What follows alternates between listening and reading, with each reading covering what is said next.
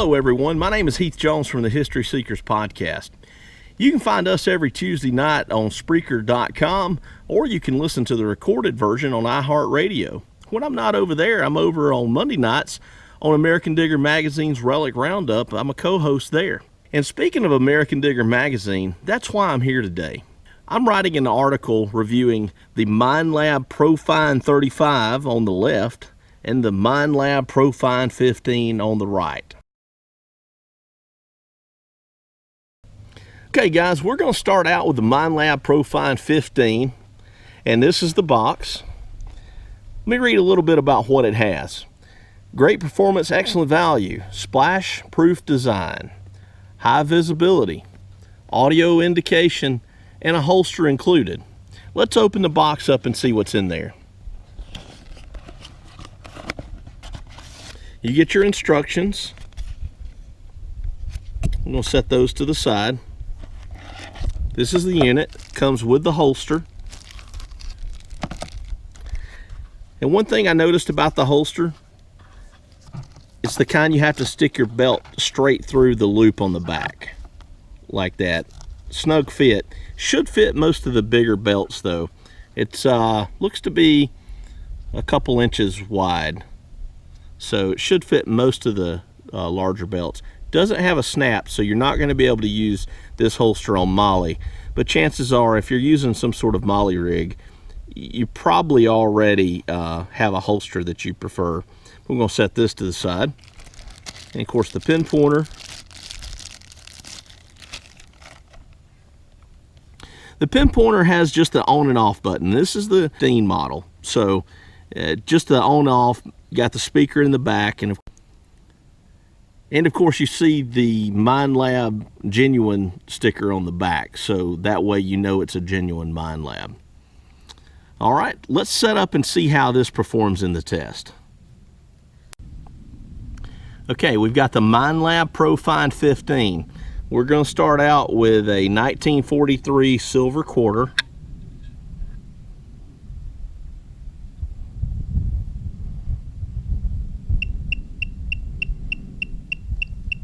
Just about 1.5 inch. Okay, 1.5 inches on a silver quarter. Okay, we're going to try the silver dime. It's a $18.99 Barber silver dime.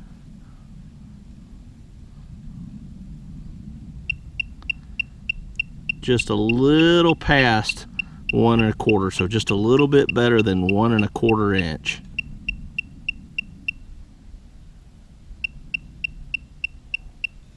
That's the 1/4 inch mark, 1/2 inch, and then 3/4 of an inch. So about 1.25, somewhere between 1.25 and 1.5 inches.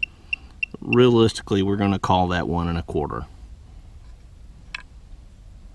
Okay, got the standard 3-ring mini ball, 58 caliber.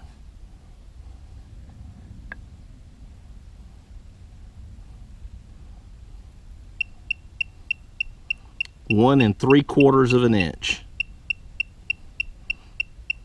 I know it's wider, so I know it's sitting on 2, but it's about 3/4 of an inch when it got it. Just maybe a little past 1 3/4 of an inch. Okay, that's the Minelab Pro-Find 15.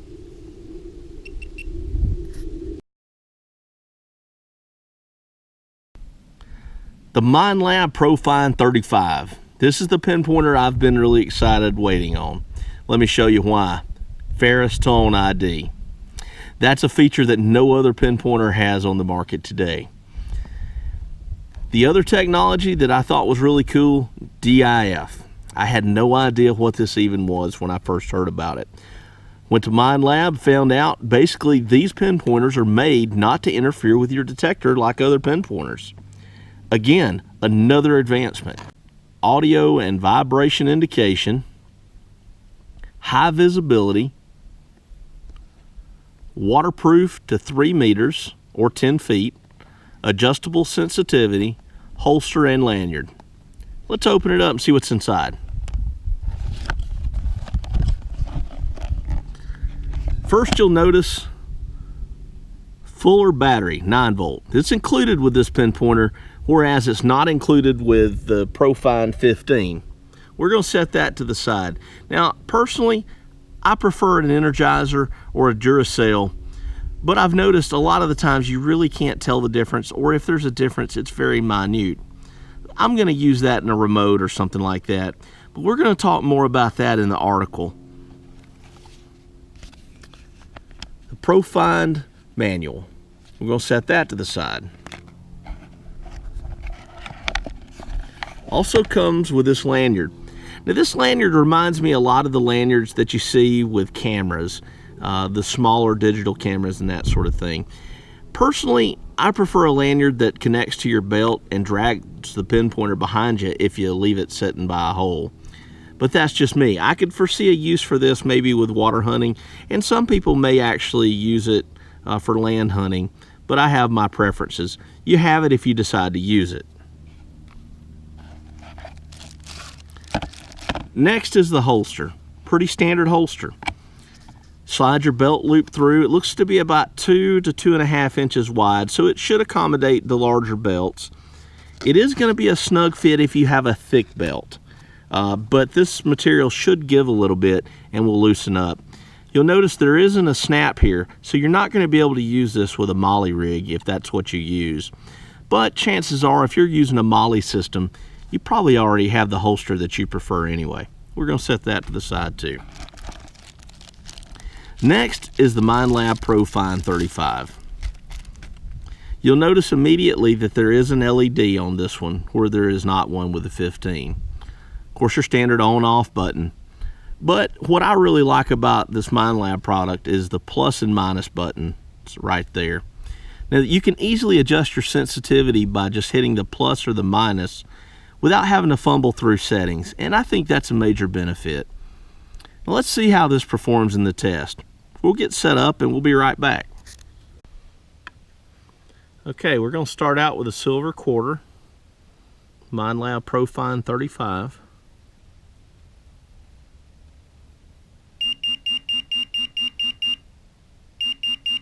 Just about 2.5 inches. Okay, we're going to do the barber dime.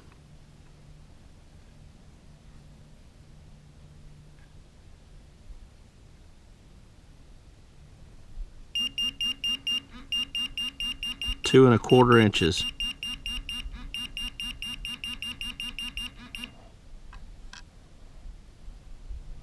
Three-ring mini ball.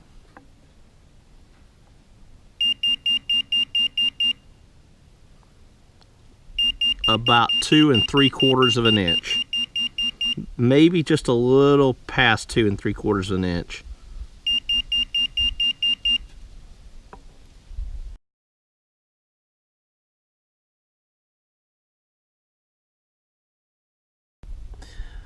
One thing that I would like to point out about this pinpointer is you do have to activate the Ferrous Tone ID on here.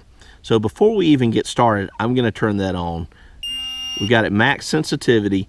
To turn your Ferrous ID tone on, hold down the plus button until you hear the beep. That's the beep. Then your Ferrous Tone ID is activated.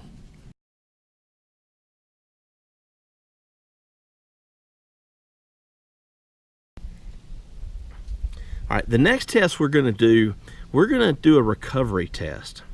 And we're going to also let you hear the difference between what the ferrous sounds like and the non-ferrous on this pinpointer. Now, this is a test we don't do with any other pinpointer, but no other pinpointer's ever had this technology, so we're going to see how fast they recover. I think that's going to be important when you actually get in a hole digging. Let's try it. Okay. That's the solid tone on the quarter. Listen again, solid tone on the quarter. Now here is the nail. Can you hear the difference? Listen, there's a pulsing that you hear. It's broken like a fire alarm. You even feel it in the vibration. Now let's switch between the two, see how quickly they recover.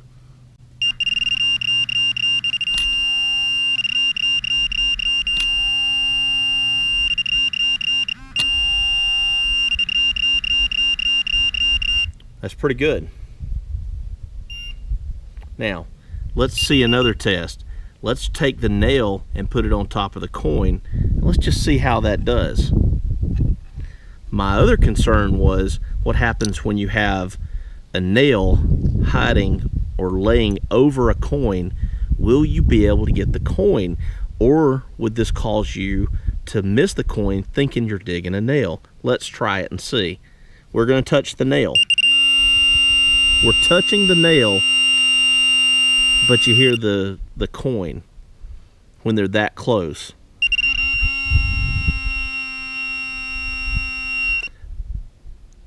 We're going to touch the nail again. You hear the solid tone. You don't get the ferrous tone when they're touching. And I think that's very important. That was my initial concern whenever I heard about this technology, was if you had a hole and you had a nail literally laying on or really close to, and you went over the coin, would that cause you to miss it? And the answer is no. Now, you're going to have to test this in the ground, but so far, air test is looking very promising.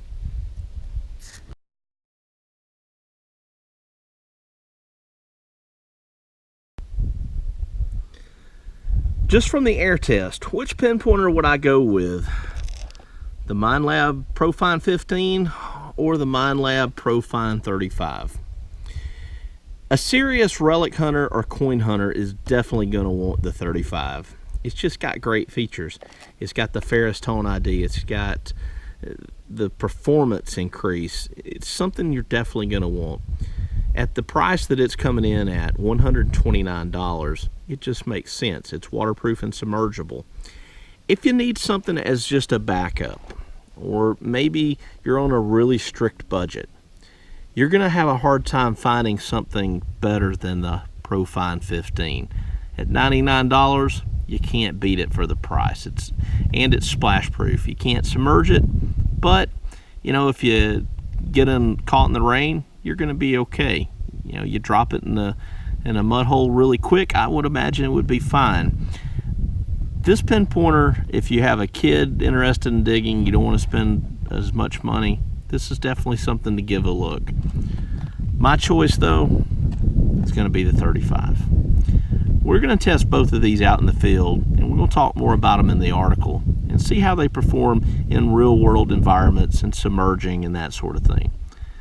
Make sure you read the article at American Digger Magazine. If you're not already subscribed to American Digger Magazine, head over to americandigger.com and subscribe today so that you don't miss the real world section of this test not included in the video. If you enjoyed this test, you're going to love the History Seekers. You can find out more about us by going to Spreaker.com/History Seekers, or you can always listen to us on iHeartRadio on the recorded version. And if you can't get a hold of me on the History Seekers, you can always call me on my office line, 256-284-2247.